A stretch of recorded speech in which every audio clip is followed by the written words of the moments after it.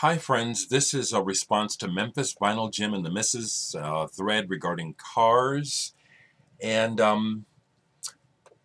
I am going to also address CaptainZoot's thread here too. I hope that's okay, because this is about driving, and I think I can do two in one.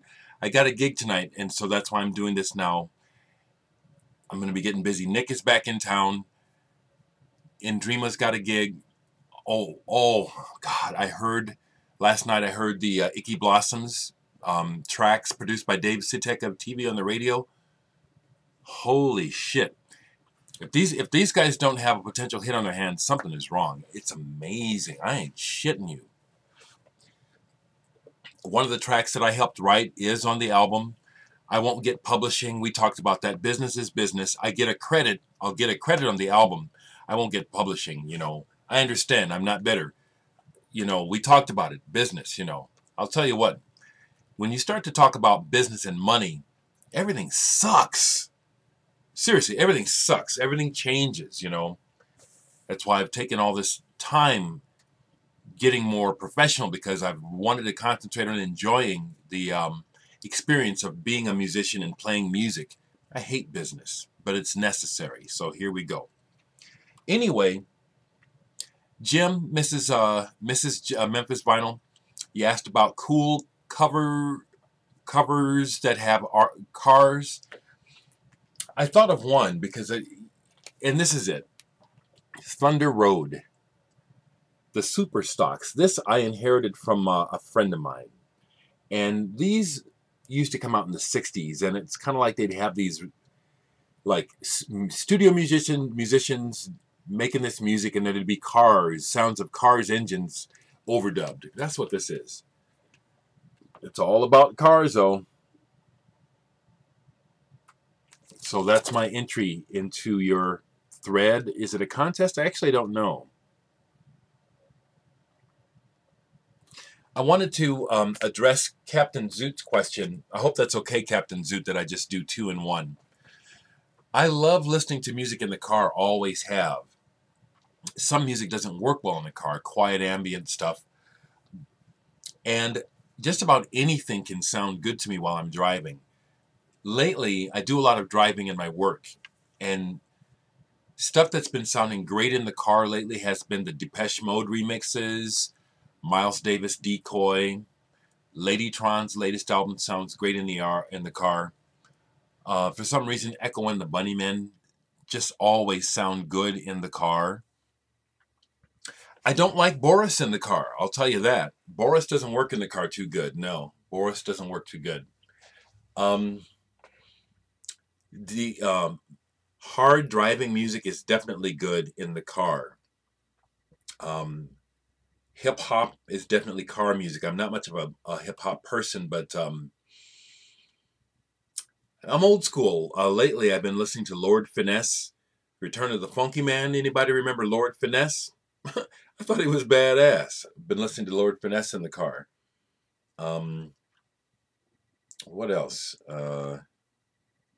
Those come to mind right away. I also like to listen to my own music in the car because it's a good way of determining if the mix is worth a damn. Last night, Nick is back in town from LA, and just a shitload of stories. Icky Blossoms will be having their first vinyl release. Well, not first, actually, but they're going to have a record store day release, 7-inch. I'm really excited. Saddle Creek is getting behind the band. They could have a hit. This new shit is awful good. I'm amazed at what Dave Sitek, his production magic is real obvious. He has taken Icky Blossoms to the next level. Can't wait for you guys to hear it. It'll be out probably summer.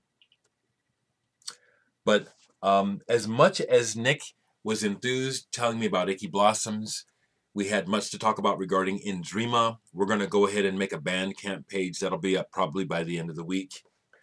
We talked about our upcoming gig. And then I played my test pressing for Nick. And that's what I just want to share also, is that as much as Nick has going on, plus his film work is still going on, he actually was excited for me about my record. And his response was really honest. dropping the needle on the new test pressing and hearing, God, it sounds good on vinyl. It really does. Here's a prototype of the insert that will be on the album. I put it on the cover of my test pressing. You can't read it, but this is probably going to be the insert. I may change the graphic down there towards the bottom. It gets a little hard to read, but I mean, you're only going to read it maybe once, if at all. I really like the way it looks. This is what I'm thinking of using for the inner graphic, for the insert. Now, the test pressings that I have now, I have 10, because they had to do it twice. Three are called for. One for me, one for Sequoia Flame, one for the other contributor. The other 7 I will probably put up for sale. I've decorated most of them individually. Honestly, folks, I'm thinking seriously of asking for $100 a piece for the test pressings. Give me your opinion. I'm going to be honest with you. Even though I only need 1, I'm in no hurry to sell these. They mean a lot to me. And there's only 10 of them in 2 editions of 5. And they say it. So I want to show you the one that I'm keeping. I'm keeping number 1 out of the second batch of test pressings because it's what I want.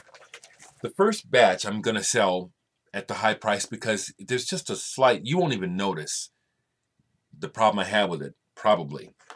But I went ahead and customed, this is what mine looks like, and I'll show you Sequoia Flames too. This is my test pressing. I went ahead and custom made, you know, a label for it. I'm just so excited, just can't wait. So that's mine. That's not what the labels are going to look like. The actual labels are a reproduction of the poppy graphic on the label. I can't wait to see it. You know, I mean, I have them. I have the template that they're being made from, but I can't wait to actually see it on vinyl. So let me take a minute to show you Sequoia Flames. So this is, David, this is your test pressing. I'll be sending this out to you. That's side 1, and that's side 2. So that's his. Now I'll show you at least one of the other first batch of 5 test pressings that are all going to be going on sale. I know that MemphisVinylJim, you all expressed interest in one in particular, and this one. And again, if you're willing to pay, I mean, I am taking the price up as an investment so I can make more records. If you're willing to pay, this one is yours. Here's another one. I may or may not do more. Here's one where I actually put the record, the titles. So these are the test pressings. These will eventually be for sale too. But like I say, I'm going to use these for fundraisers. I'm going to be asking a lot of money for these. And this one I had fun with yesterday, doing this one. And then here's the other side. And then the last one from the first batch, where I got the idea of using the red marker. Here's one side. Here's the other side. So these aren't available yet. I'm kind of talking about it because I want some feedback. Honestly, there's only 10 of these. Only 7 of them are going to be available.